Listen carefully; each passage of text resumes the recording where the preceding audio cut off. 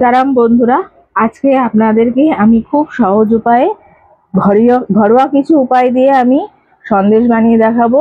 না ওভেন না কিছু। দেখুন আমি কিভাবে বানাচ্ছি। দেখুন আমি খানিকটা ছোট বাটিতে দুধ নিয়ে নিয়েছি অল্প করে, তার মধ্যে খানিকটা বাটার দিয়ে দিলাম।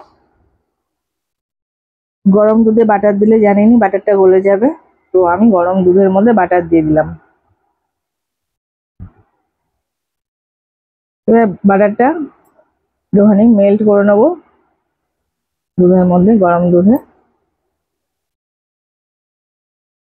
এবার আমি চিনি নিয়ে নিলাম খানিকটা, আর 3টে এলাচ নিয়ে নিলাম। এটা পিষে নিলাম। দেখুন পিষে এসছি, দেখুন সবে ধোয়ার মতো উঠছে চিনিগুলো। তো বন্ধুরা, যারা যারা আমার ভিডিওটা দেখছেন অবশ্যই আমার ভিডিওটা লাইক করে দেবেন, শেয়ার করবেন, কমেন্ট করবেন, আর আমার চ্যানেলটা সাবস্ক্রাইব করে দেবেন। সাবস্ক্রাইব করে অবশ্যই পাশের বেল বটনটা টিপে দেবেন, আর অল বটনটাও টিপে দেবেন, যাতে আমার ভিডিওটা আপলোড করা মাত্রই আপনাদের কাছে নোটিফিকেশন চলে আসে। এবার আমি 20টা 22টা মতন মেরি বিস্কুট নিয়ে নিলাম। আমি এটা রাজা মেরি বিস্কুট নিয়েছি, আপনাদের যা পারবেন বিস্কুট নিতে পারেন। যে কোনো বিস্কুট দিয়েই করা যেতে পারে। আমি এবার দুধ নিয়ে নিলাম। দেখুন আমি 2 চামচ দুধ নিয়ে নিলাম, আর কতগুলো কাজু বাদাম আমি দিয়ে দেবো। আমি কাজু বাদাম দিয়ে দিচ্ছি এর মধ্যে, দিয়ে একসঙ্গে গ্রাইন্ড করে নেবো।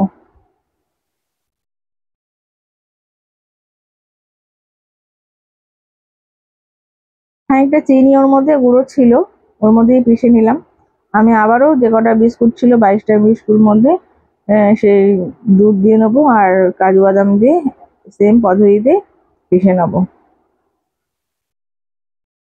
বন্ধুরা, এটা 10 মিনিটেই তৈরি হয়ে যাবে, কিন্তু যেহেতু ভিডিও করতে হয়, যে কোনো ভিডিও কিন্তু আর একটু ফুড কালার দিয়ে নেবেন অবশ্যই। আমি ইয়েলো ফুড কালার দিয়ে দিলাম। যে কোনো ভিডিও করতে কিন্তু বন্ধুরা, যদি যেটা রান্না করতে আপনার আধা ঘন্টা সময় লাগবে, সেটা ভিডিও করতে গেলে কিন্তু 1 ঘন্টা সময় লেগে যায়। তো যারাই ভিডিও করে তারা কিন্তু অনেক খাটনি করে ভিডিওটা করে। যদি পারেন তো একটা লাইক করে দেবেন, যারই ভিডিও দেখেন না কেন। তো বন্ধুরা, আমি একটুখানি যে মেল্টেড দুধটা রেখেছিলাম আর বাটার, সেটা দিয়ে দিলাম। তো দিয়ে অল্প অল্প করে করে দেবো, দিয়ে এটা শক্ত করে ডো তৈরি করব। আমি এটা অনেকবার এর আগেও করেছি, সবাই কেউ বুঝতেই পারেনি যে এটা আমি ইয়ে দিয়ে করেছি। তখন যদিও এবারে আমি নারকেলের গুঁড়ো দিয়ে করব ভেতরের ফিলিংটা। আগের বারে আমি সেম পদ্ধতিই করেছিলাম, যার জন্য কেউ বুঝতেই পারেনি এটা কেনা। আমাকে অনেকেই বলেছে যে এটা কেনা হতেই পারে না, এটা বানানো হতেই পারে না, এটা কেনা। তো আমি বলছি না না, এটা আমি নিজেই বানিয়েছি। এটা অনেক আগের কথা বলছি যদিও। তো একটু ফুড কালার দিয়ে একটুখানি অল্প অল্প করে দুধ দিয়ে, ওই বাটার মিশ্রিত দুধটা দিয়ে একটুখানি শক্ত করে একটা ডো তৈরি করে নেবেন। করে নিয়ে মাখা হয়ে গেলে ওটা একটা আলাদা জায়গায় বন্ধ করে কোনো কোটোর মধ্যে রেখে দেবেন।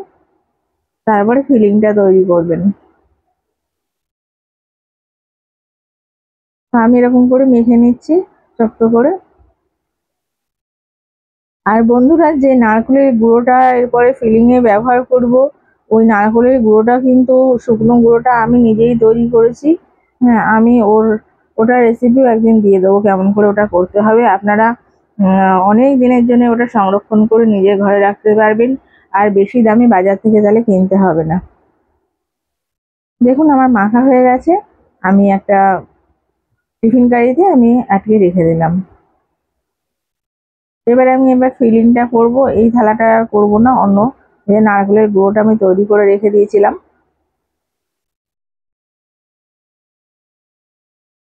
আমার ভিডিওটা একটুখানি অন্ধকার হচ্ছে, কেননা আমার খেয়াল ছিল না আলো জ্বালাতে। তবে নারকেলের গুঁড়োর সঙ্গে আমি খানিকটা চিনি নিয়ে নিলাম, চিনির গুঁড়ো যেটা পিষে রেখেছিলাম এলাচ দিয়ে। এর মধ্যে আপনারা কেওড়া জল দিতে পারেন, গোলাপ জল দিতে পারেন, ভ্যানিলা এসেন্স দিতে পারেন, যা যার যেই ফ্লেভারটা ভাল লাগে সেই ফ্লেভারটা দেবেন। আমি দুধ নিয়ে নিলাম, দেখুন 3 চামচ নিয়েছি, এই নিয়ে 4 চামচ হচ্ছে।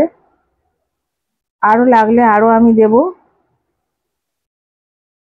এবার আবার ওই বাটার মেল্টেড দুধটা আমি দিয়ে এটাকে মেখে নেব।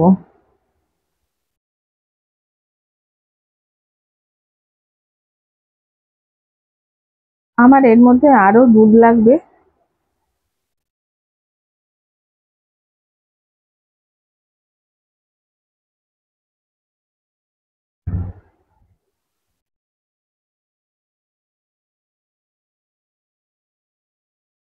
আমি মোটমাট 6 চামচ দুধ দিয়েছিলাম, কিন্তু 1 চামচটা দেখানো স্কিপ হয়ে গেছে।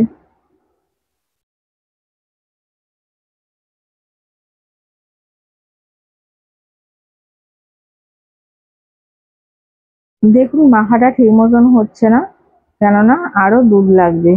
কেননা শুকনো নারকোলে তো সব দুধ টুধ বার করে দেওয়া হয়, সেই জন্যে ওটার মধ্যে কিছুই থাকে না। সেই জন্য ওটাকে বাইন্ড করার জন্যে গুঁড়ো দুধটা অবশ্যই লাগবে।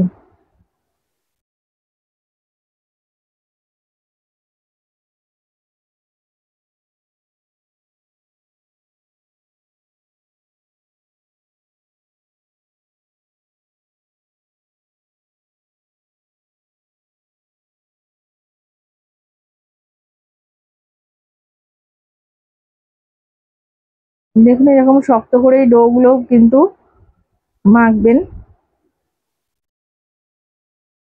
দেখুন আমি আর 1 চামচ, 1 চামচ আমি আগেই দিয়ে দিয়েছিলাম, ওটা দেখাতে পারিনি, ভুলে গেছিলাম।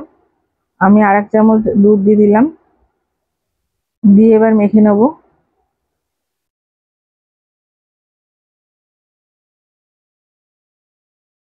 দুধটা দেওয়া হয় বাইন্ডিং এর জন্য।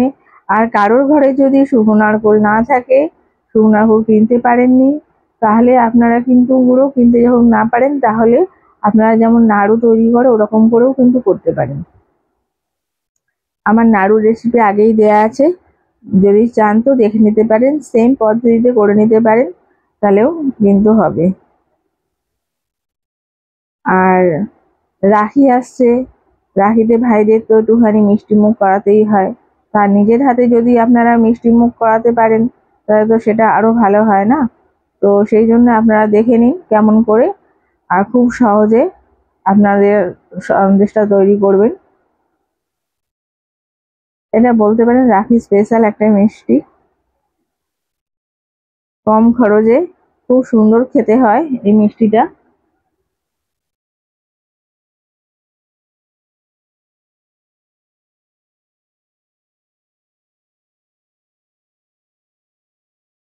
আপনারা বন্ধুরা অবশ্যই একবার বানিয়ে খাবেন, তাহলে বুঝতে পারবেন যে আমি সত্যি বলছি না মিথ্যা বলছি।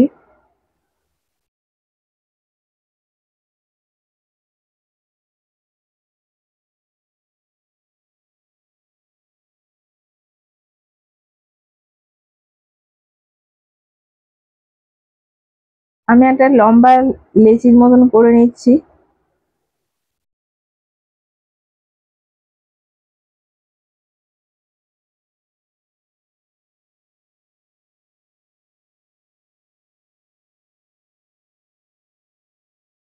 এটা একটুখানি টাইম নিয়েই করবেন, নাহলে ফেটে যাবে। দেখুন আমারও ফেটে যাচ্ছে, তো একটুখানি